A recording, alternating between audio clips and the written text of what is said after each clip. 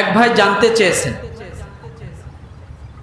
প্রশ্ন হলো, হুজুর সম্প্রতি একজন আলেম যার নাম আহমদুল্লাহ, তিনি বলেছেন নবী সাল্লাল্লাহু আলাইহি সাল্লাম 40 বছর বয়স পর্যন্ত নবী ছিলেন না, 40 বছর বয়সের পর তিনি নবী হন। এ কথাটা কতটুকু সঠিক দয়া করে জানাবেন। আসলে এই বিষয়টা মনে হয় একটু আলোচনা চলছে, তাই না? আসলে আমাদের বোঝার ভুল। কিসের ভুল বলেন তো? কিসের ভুল বলেন? বোঝার ভুল। ভালো করে বুঝুন, উত্তর দিচ্ছি আমি। 1 নাম্বার, আল্লাহ রাসূল সাল্লাল্লাহু আলাইহি সাল্লাম সবার উপরে সর্বপ্রথম নবী। 1 নাম্বার, সর্বপ্রথম কি? নবী। তিনি রূহের জগতেও নবী। নবীদের কাছ থেকে তাকে সাহায্য করার জন্য স্বীকৃতি নিয়েছেন, তখনও তিনি নবী। কথাটা বুঝাইতে পারছি? 1 নাম্বার, ভালো করে বুঝুন। 2 নাম্বারে, এখানে যে প্রশ্নটা করা হয়েছে, এবং আমার এক দিনী ভাই আহমদুল্লাহ সাহেব, তিনি যে বলেছেন রসুল 40 বছর পর্যন্ত নবী ছিলেন না, 40 বছর পরে তিনি নবুয়ত লাভ করে নবী হয়েছেন, এ কথাটা 100% সত্য। এ কথাটা কি কিভাবে সত্য আর কিভাবে রসুল প্রথম নবী, বোঝার জন্য বলে ভালো করে বুঝুন। আপনি একটি বিল্ডিং করবেন, চলে গেছেন ইঞ্জিনিয়ারের কাছে। 1 নাম্বার যুক্তি দিয়ে বোঝাচ্ছি। ইঞ্জিনিয়ার আপনাকে একটা স্ট্রাকচার তৈরি করে দিয়েছে আজকে হলো 24 সাল, কথা ঠিক না? বিল্ডিং এর স্ট্রাকচার করেছেন, সব প্রস্তুত করেছেন ইঞ্জিনিয়ারের কাছ থেকে নিয়ে, জায়গা নির্ধারণ করেছেন, কিন্তু কাজ করেছেন আপনি 26 সালে যায়, 27 সালে যায়। তো 27 সালে যখন আপনি কাজ করেছেন, তখন স্থাপিত যখন আপনি লিখতে যাবেন, তখন কি আপনি 24 সাল লিখবেন না 26 সাল লিখবেন? কোন সাল লিখবেন? 26 সাল লিখবেন। তার মানে বোঝা গেল, যেদিন থেকে বাস্তবায়িত হয়েছে, কাজ উদ্বোধন হয়েছে, শুরু হয়েছে, সেদিন থেকে এ ঘরের স্থাপিত শুরু।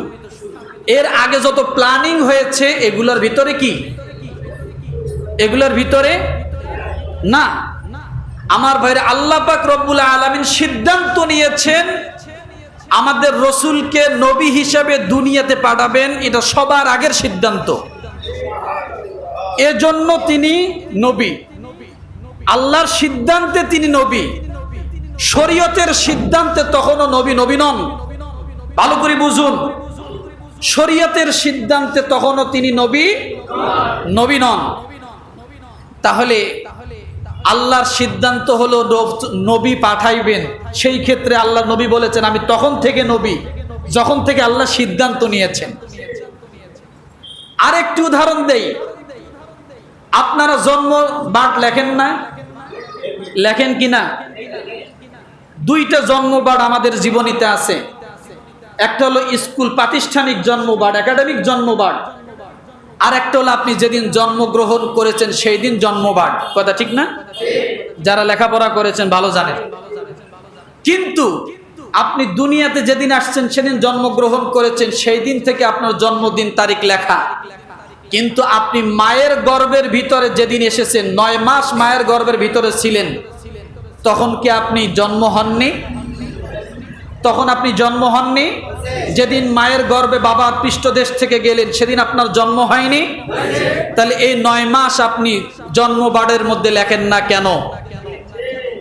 মায়ের গর্ভে যতদিন ছিলেন তখনও আপনি সন্তান হিসেবে ছিলেন না?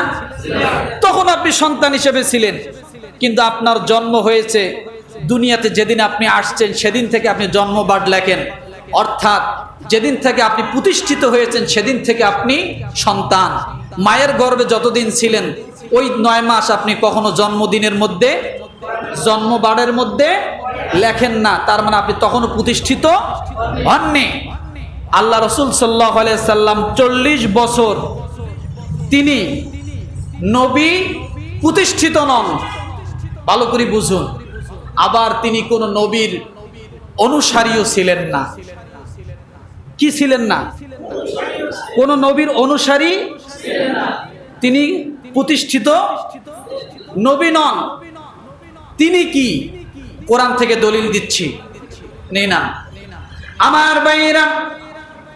আল্লাহ পাক রব্বুল আলামিন সূরা দোহায় বলেন, ওয়াজাদাকা দাল্লান ফাহাদা ওয়াজাদাকা আইলান ফাআগনা। এই 40 বছর নবী কি ছিল আমি সেটা বলছি।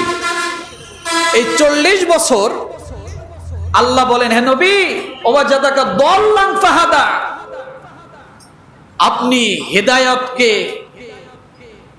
খুঁজতেছিলেন, কিন্তু তখনও আপনি হেদায়েত পাননি। আমি কি আপনাকে হেদায়েত দেইনি? বোঝেন? তাহলে 40 বছর রাসূল কি করছেন? হেদায়েত খুঁজতেছিলেন, তখনও তিনি হেদায়েত পাননি। এই 40 বছর রাসূলের কাজই ছিল হেদায়েত খোঁজা। কি ছিল? দ্বিতীয় দলিল দিচ্ছি আমি না, সূরাতুশ শূরা আয়াত নাম্বার 52, ওয়াকাযালিকা আওহাইনা ইলাইকা রূহাম মিন আমরিনা মা কুনতা তাদরি মাল কিতাবু ওয়ালাল ঈমান। মা কুনতা তাদরি মাল কিতাব ওয়ালাল ঈমান। নবী হে, এই 40 বছর কিতাব কি জিনিস আপনি জানতেনই না, ঈমান কাকে বলে সেটাও আপনি জানতেন না। কে বলেছে কথা? কোন সূরা? সূরাতুশ শূরা কত নম্বর আয়াত? তখনও নবী ঈমান কাকে বলে রাসূল 40 বছর ধরে জানে না। তখনও কোরআন কিতাব কাকে বলে রাসূল তখনও, কিন্তু ঈমান খুঁজতেছিলেন। ঈমান কি ছিলেন? কিতাব খুঁজতেছিলেন, শরীয়ত খুঁজতেছিলেন। কার শরীয়তে খুঁজতেছিলেন? মিল্লাতে ইব্রাহিম, ইব্রাহিমের শরিয়া তিনি খুঁজতেছিলেন। কারণ ইব্রাহিমের শরিয়াতে যা সঠিকটা পাইতেন তিনি সেটাকে গ্রহণ করতেন। সুবহানাল্লাহ বলেন। তাহলে তখনও তিনি অনুসরণের পথ কি খোঁজেন, তখনও তিনি হেদায়েত পাননি, কিতাব পাননি, ঈমান পাননি। ঈমান কখন পাইলেন? 40 বছর বয়সের পরে যিনি যখন নবী হলেন তখন তিনি ঈমান পাইলেন। যেদিন তিনি নবী হলেন সেদিন তুমি হেদায়েত, তিনি কিতাব পাইলেন। যেদিন তিনি নবী হলেন সেদিন তিনি হেদায়েত পেয়ে গেলেন। কোন সূরা? আরেকটা কোন সূরা? সূরাতুদ দোহা। দোহাটা তো সবাই জানেন, পড়ে নেবেন, আয়াত নাম্বার 52 পড়ে নেবেন। আল্লাহ তাআলা আমাদের সকলকে সহি বুঝ দান করুক, সকলে বলি আমিন।